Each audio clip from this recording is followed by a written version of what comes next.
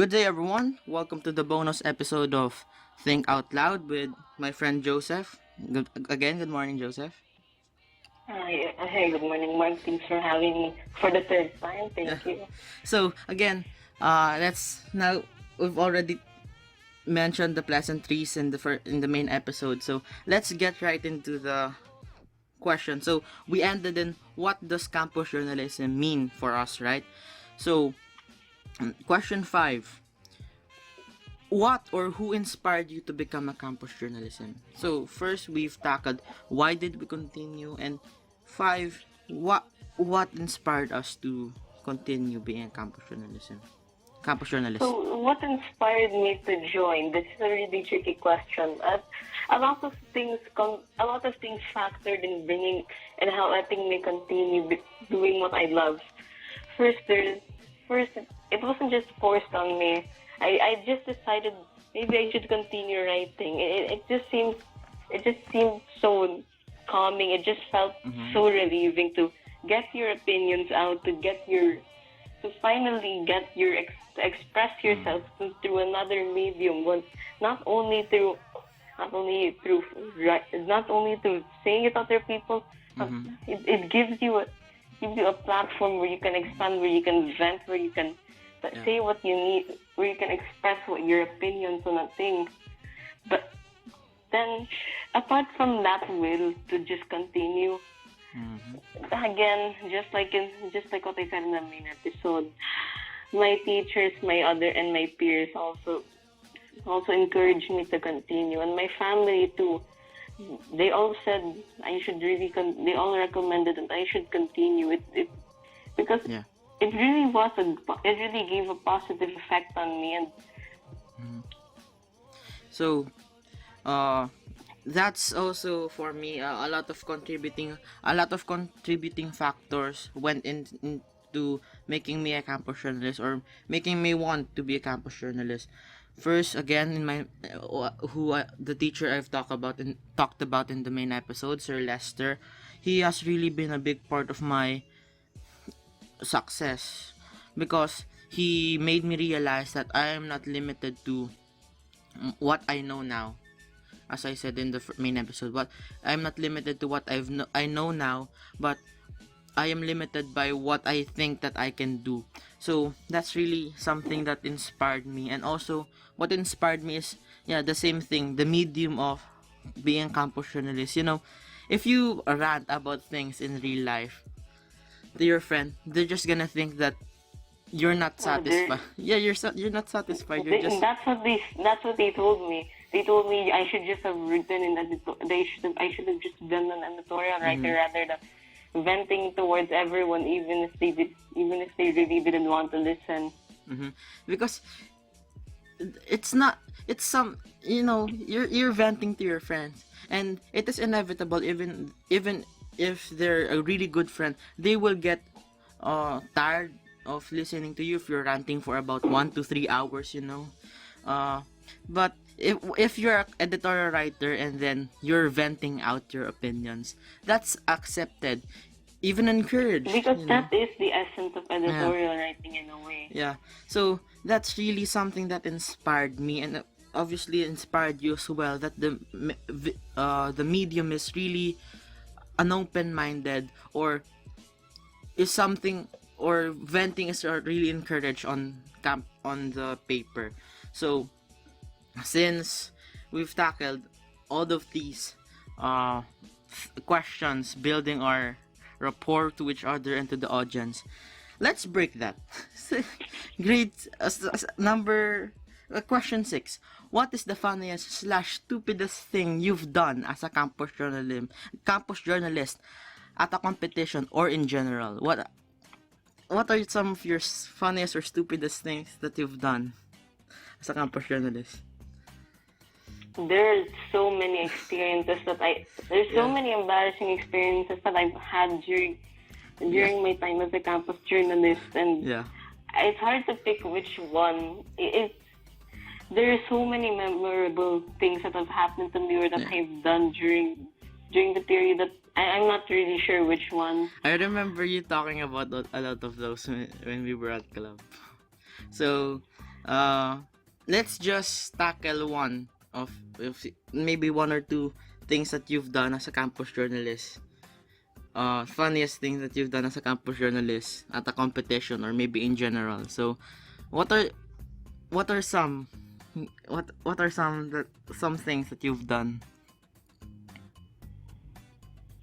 This is not going to be family friendly. This is not going to be good for your podcast.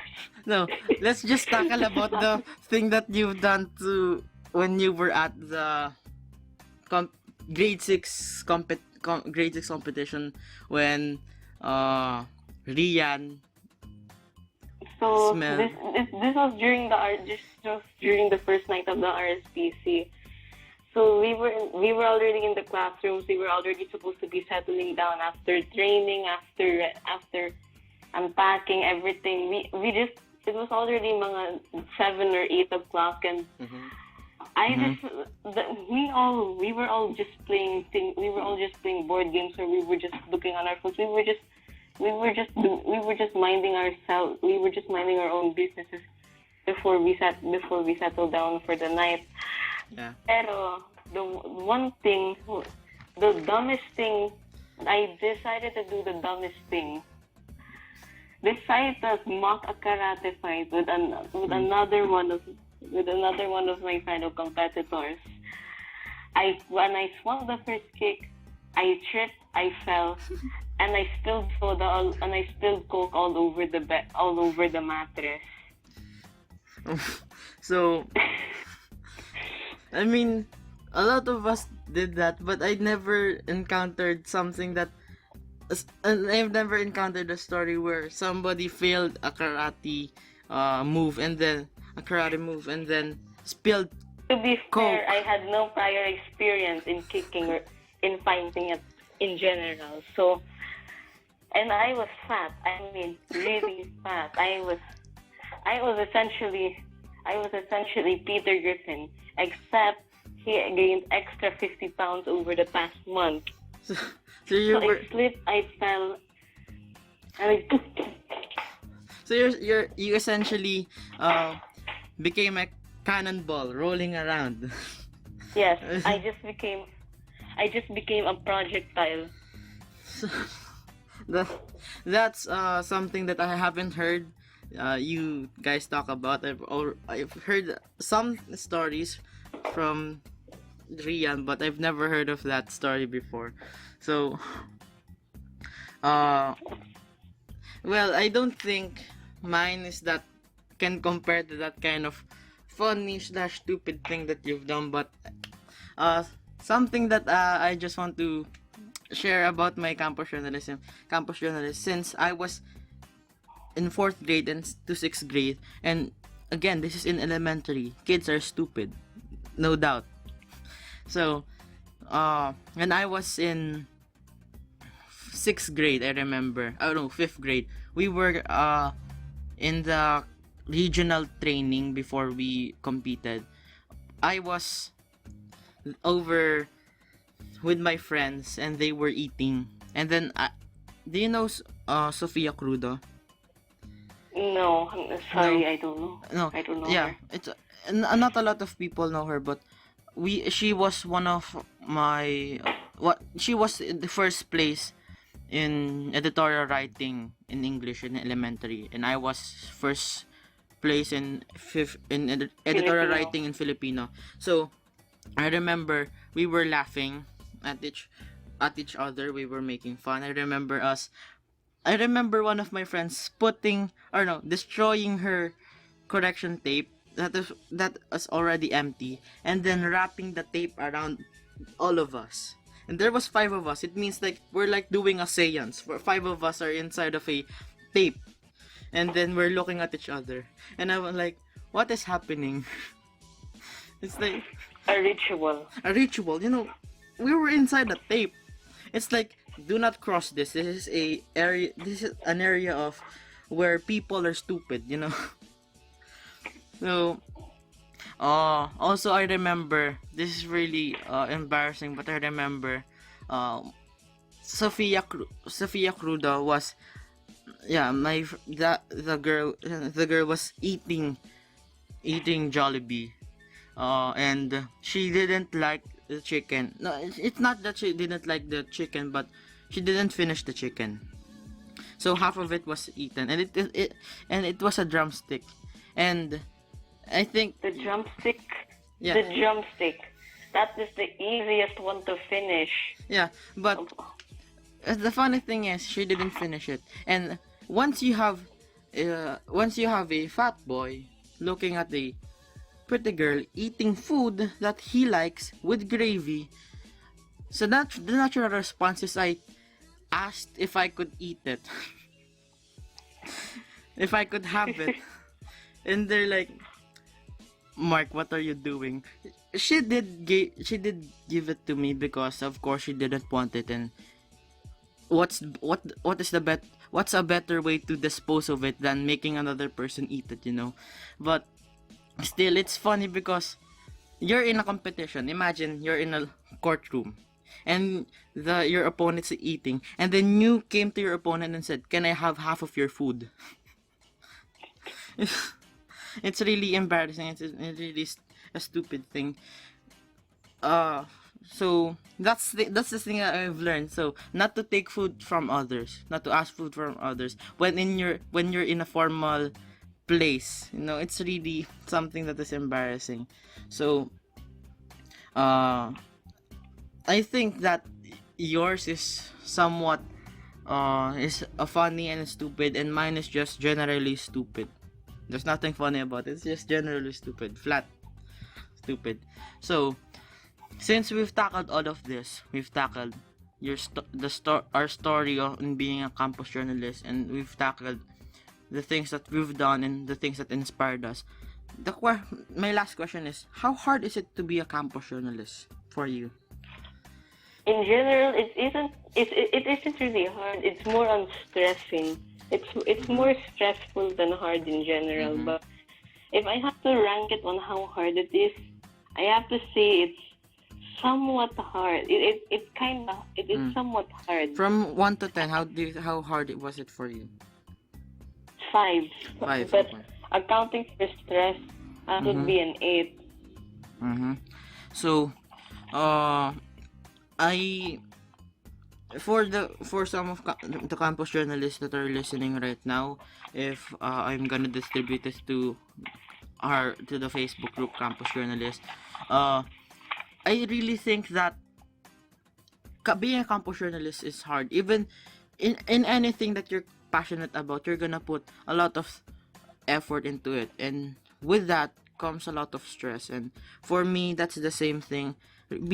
Writing is not really something that is stressful for me or for others, I suppose, but the deadlines, the clashing schedules, all of those things are the things that you have to experience, and your personal well-being when it comes to stress. That's the thing that you have to sacrifice when you're writing under a deadline. Sir Gio is actually really open to having extensions, right? Have you ever done? Yes. Yeah. I remember a lot of us not being able to pass our works, and yet Sir Gio and the teachers, Miss Clarence, and all of the org teachers really are open to extending. It is not pleasing to be tardy, but still, it is something that needs to be appreciated, that they're giving extension because they know how hard it is being a campus journalist. So what do you think about campus journalism in general? The org. What do you think?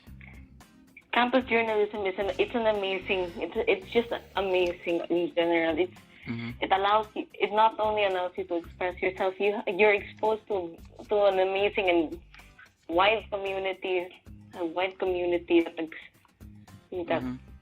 So that's pretty much the same thing for me. So to end this bonus episode, I just want to test your knowledge about editorial writing already.